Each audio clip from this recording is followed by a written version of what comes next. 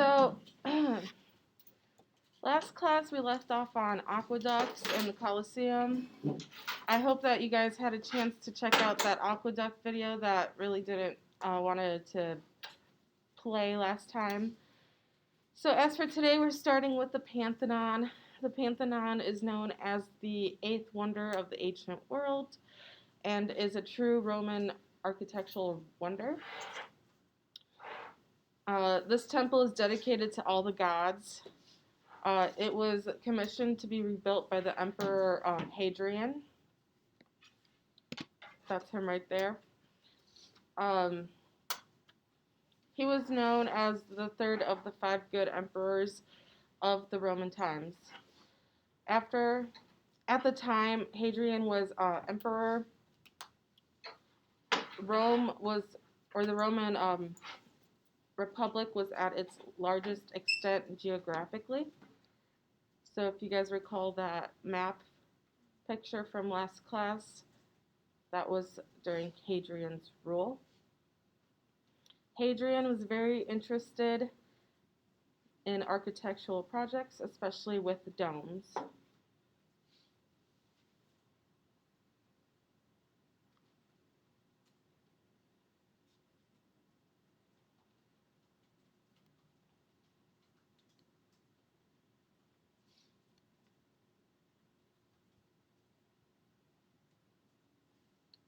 Okay, so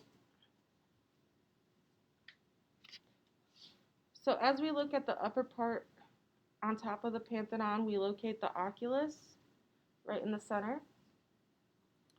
This opening allows light to enter in, and it also may have had some sun symbolism associated with it.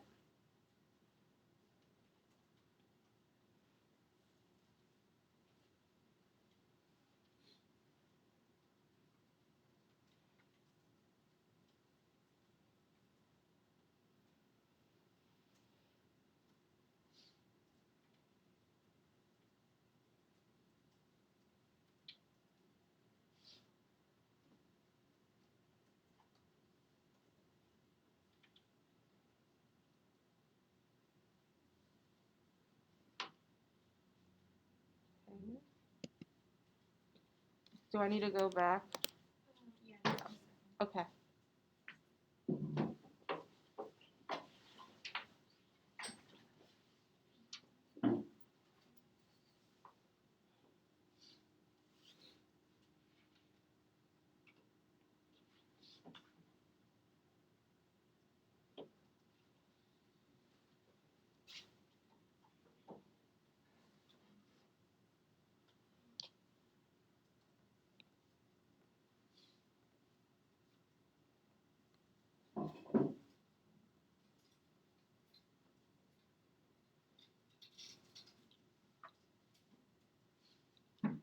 Okay.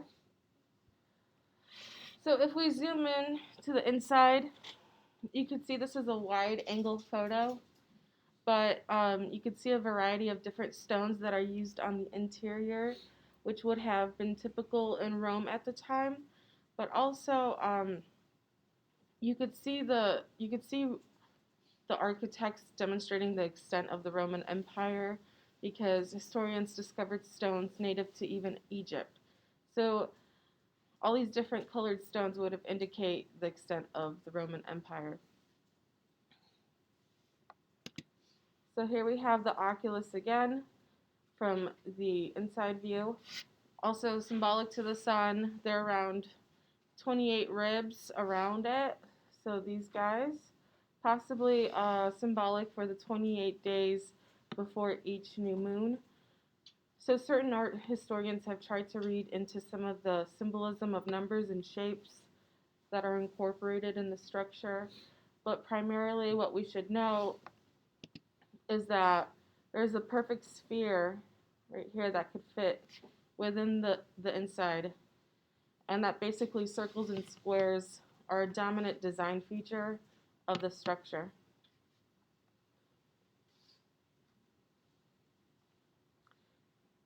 And this was an important structure for Hadrian when he was in Rome. He's He wasn't necessarily from Rome. He wasn't born there. He was born in what we know now as Spain, but he really was quite proud, and he thought this was an important architectural achievement of his and of Rome's.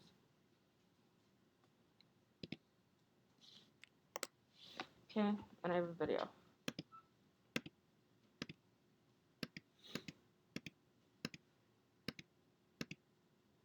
So there's four types of Roman sculpture. We have historical reliefs, portrait, bust, and statues, funerary reliefs, sarcophagi, and tomb sculpture, and then, of course, copies of Greek works. Today we'll focus just on portrait and sarcophagi. So if you're still interested in presenting, historical reliefs are up for grabs. There's a lot to talk about with that. And then copies of Greek works. I think that's pretty self-explanatory. You know, Romans liked that Greek aesthetic, so they copied it.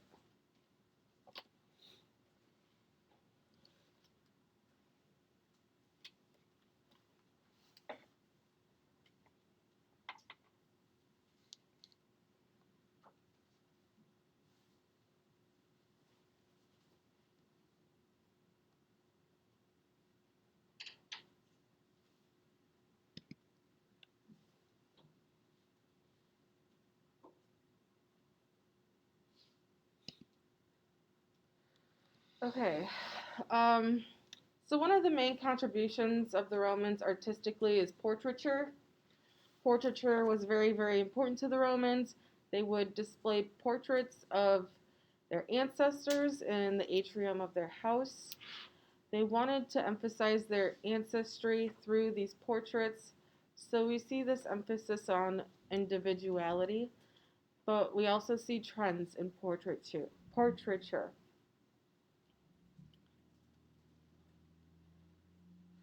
So just some characteristics. They were usually made out of metal or bronze, yeah, and marble. They were naturalistic, lots of Greek influence. And then there's a special term I want you guys to note called verism. So during the Republican period, we see this trend called the veristic style.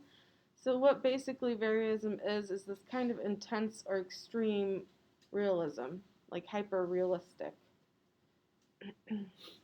So what we see here is a portrait of an older man. We can presume that he actually didn't have this amount of wrinkles, but the trend at the time was to give people this many wrinkles. It was to emphasize a person's age, that this was a person who had to make hard decisions, this was a person who was experienced, and this was a person who had a lot of wisdom.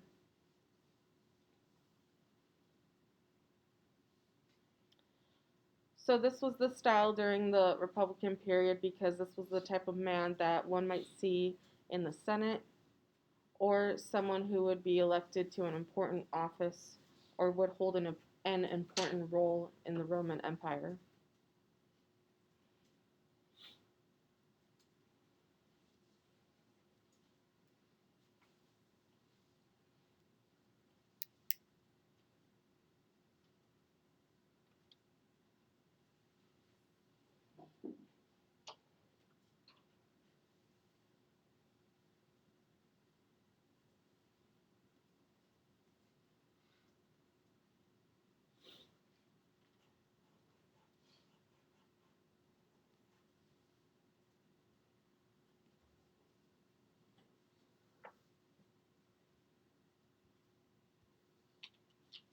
So we see old heads on younger bodies. Roman portraits are more, that's a typo, more Greek-like. There were yards where people could find bodies. What?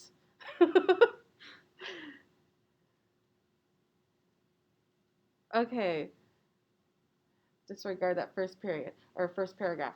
Um, so yeah, these were made to celebrate officials, people in high power, people who had an important standing in their society. So here we see a sculpture of a man. We see a prop on his side to help him balance. It's an emblem of his rank. So the general does not appear as he would in life. Sculptors modeled the portrait using Greek athletes and heroes, and the Roman general might admire. So basically, this was the old school version of like Photoshop or Facetune, whatever you call it these days. He would basically copy and paste his head on a much more appealing body. If only, right?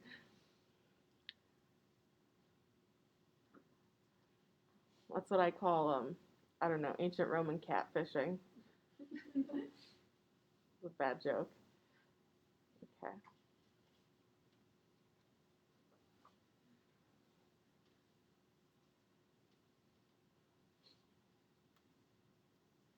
So what I would just take away from this slide is that um, some of these portraits celebrated people in higher standing or military standing. Celebrated officials.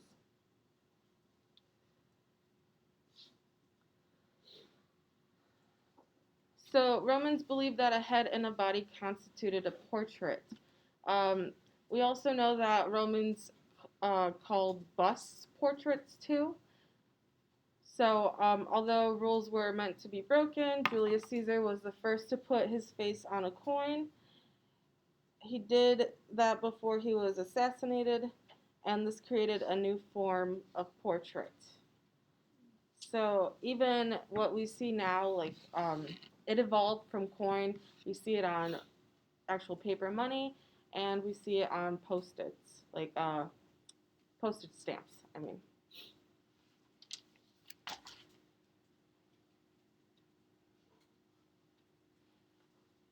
So all Roman sculptures are freestanding.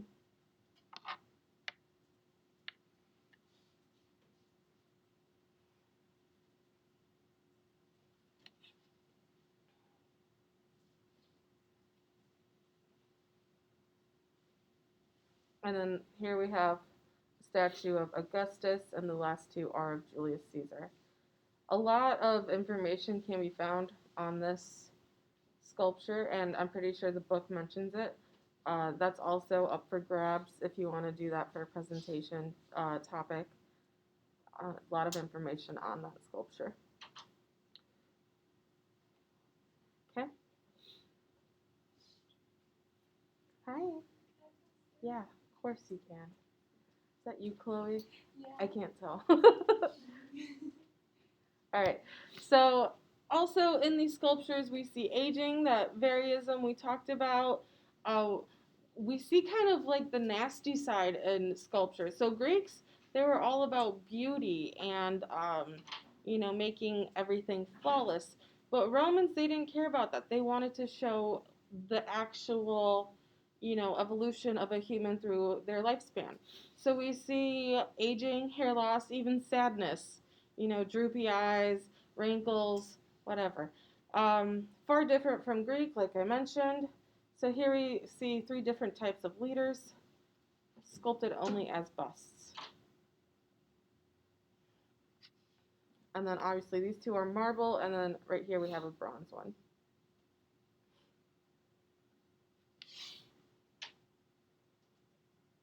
So again, it's important to know that Roman portrait sculptures, they showed realism, they showed emotion, and they showed aging. Moving on to painting, Roman painting, what was that like? So again, we have four styles. We have the first style, which is an encrustation, or it's also called a masonry style. We have an architectural style, or also known as a illusion style. Then we have ornate, and then intricate. And these styles, they were found in Pompeii. That's important to know. Um, Also up for grabs for presentation is to talk about Pompeii. I'm just mentioning the 4 styles from there. Not really covering Pompeii that detailedly.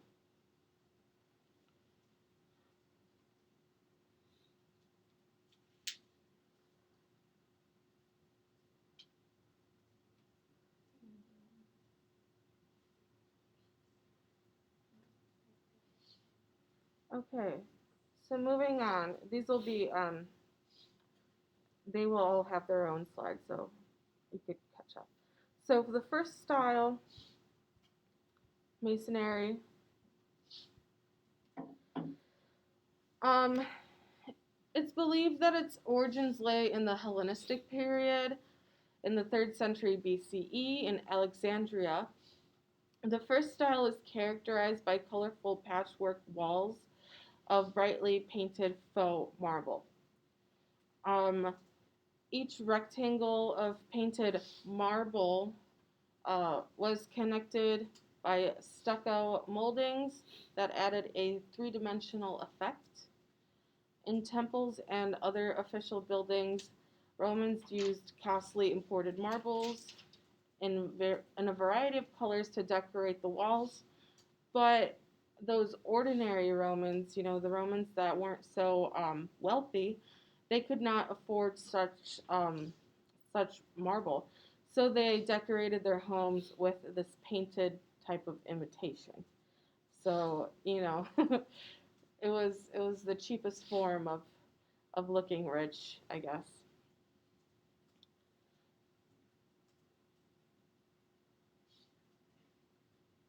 So, these painted imitations, they would come in different colors, such as yellow, purple, and pink marbles. Painters became so skillful at imitating certain marble that they created large rectangular slabs, and then they were rendered on the wall and veined, just like a regular piece of stone.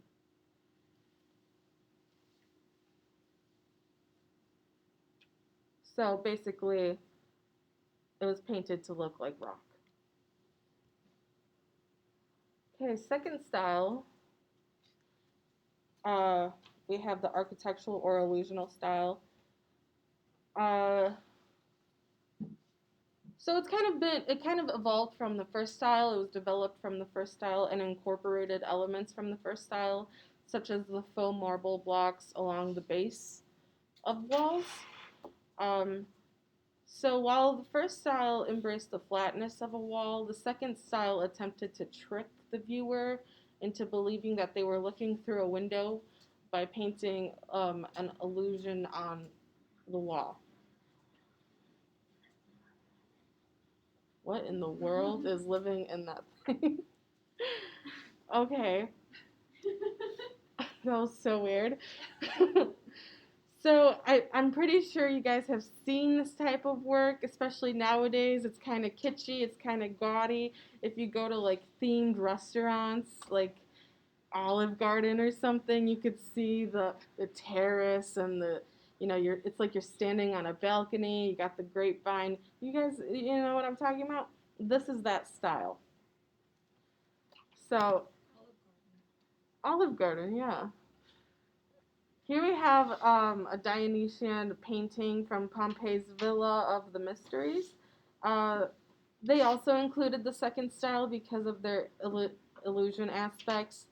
The figures are examples of megalographia, which is a Greek term referring to the life-size paintings. So um, basically, this would give the viewer or the person in the room a feeling that they are crowded with all these other people.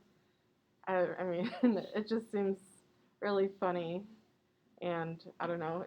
I guess it's comforting if you're really lonely in ancient Roman times to be in this room with these people. And here we have more examples of that. So this would literally take up the whole room. Third style.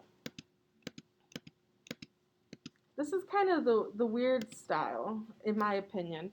So the ornate style came about the early 1st century CE, and it was popular till about 50 CE, so Common Era now. The third style embraced that flat surface of the wall, again through the use of broad monochromatic planes of color. So we see a lot of black, a lot of red, maybe some type of variation of gold or yellow. Um,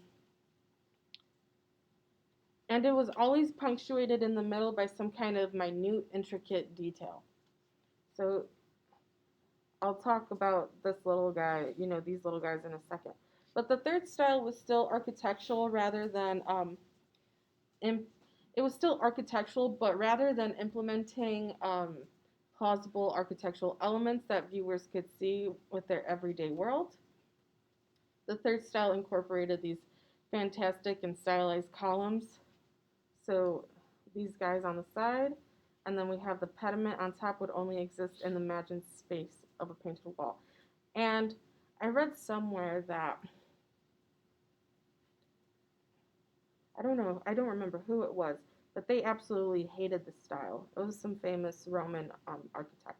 And it was because it seemed surreal and impossible. So these columns of this building would typically be reeds, and that's why it would make him angry. Like, that's just, it just wouldn't work in regular times. You can't build a temple using reeds.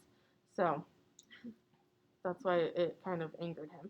But that's not important. So in the center of the walls, they often included a small feature, a small vignette, such as a sacro-idyllic landscape.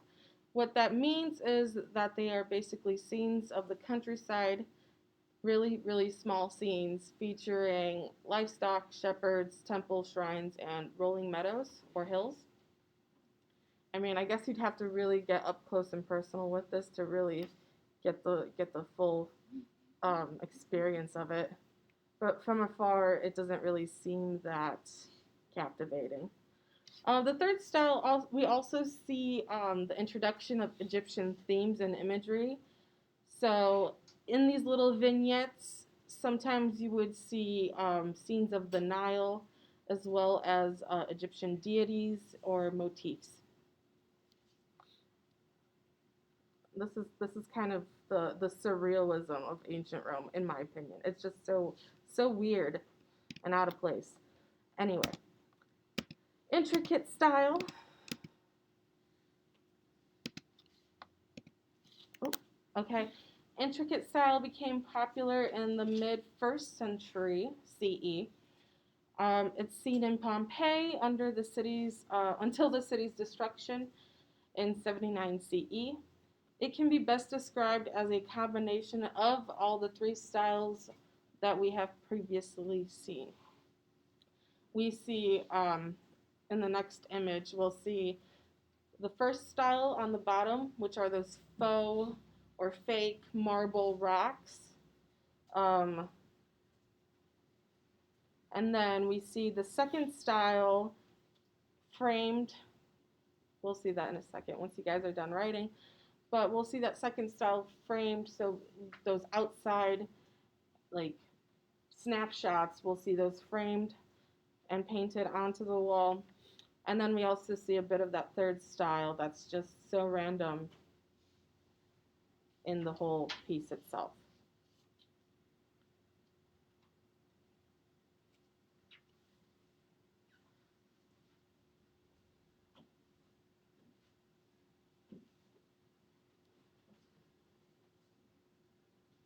Alright, I'm just gonna jump ahead. So let's break this image down. I know you guys can't see the bottom part, but, oh, there we go. This bottom part right here, this would have the first style. So we see these rectangular marble rocks. That's what that is. That's just painted to make it look like marble. And then here We have the second style. It's like looking out or into something, some kind of scene. Here's that weird third style. And also the fourth style also incorporated central panel pictures. So these were also on a huge and large scale, and sometimes we would see themes of that incorporated mythology, landscape, and still life images. Okay. Lastly, we're going to talk about sarcophagi.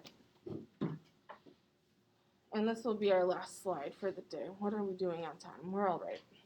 Okay, so like portrait sculpture, the popularity of carved marble sarcophagi for burials in the Roman Empire, they also reflected religious beliefs. The Romans of the Republican period burnt their dead and buried their ashes in urns, which were left in family tombs. Under the empire, the dead were buried in elaborate coffins made of lead, marble, or limestone. So these relief scenes on Roman sarcophagi achieved dramatic 3D or three-dimensional narrative power.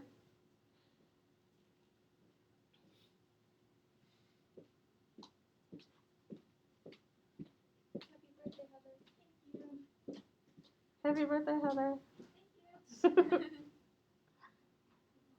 Is it locked? Chloe's in there.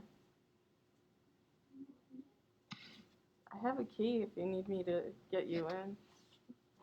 This will give you guys time to write.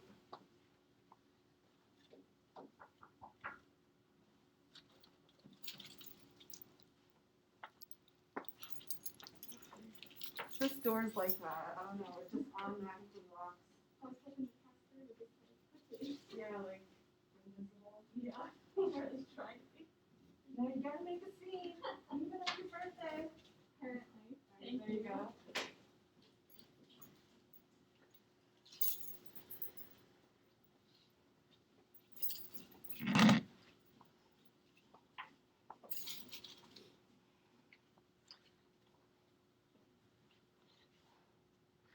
Okay. So this type of relief is also, or this luxurious carving is related to similar narrative and ornamental work in fresco paintings, architectural detail, and decorative metalwork. The subjects illustrated in these reliefs came from Greek myth. They symbolized ideas of death, fame, and the cycles of nature. Battles, whether real or mythological, hunting scenes, marriage ceremonies, cupids, and sea deities that celebrated the rhythm of life, death, rebirth in the natural world. So these were pretty ornate, pretty cool too. A lot, especially going into Renaissance, not in this class, but later on in the next class, I guess, in modern art, I mean, we see these sarcophagi incorporating their spouses. So it's like a double tomb. Okay, and I have a video that goes with this. So I have some images. I also want you guys to know that Quiz 5 is unlocked, due Sunday midnight. And then here I'm just going to give you guys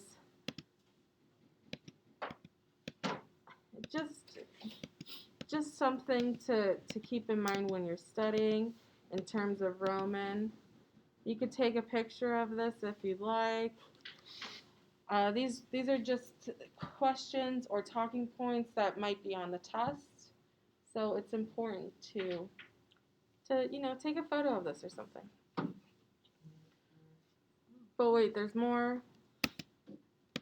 So going into Greek.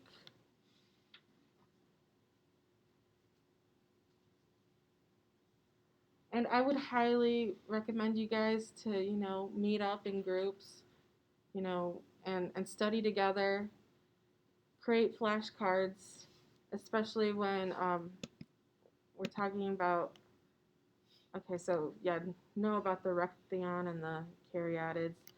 Uh, Especially when we're talking about the Greek orders, those are really important. This is a huge section in the test. I'm giving you that freebie of knowledge right now. And also, along with that, we have a huge section of the test on Greek pottery, their their shape and their purpose, or what people would use them for.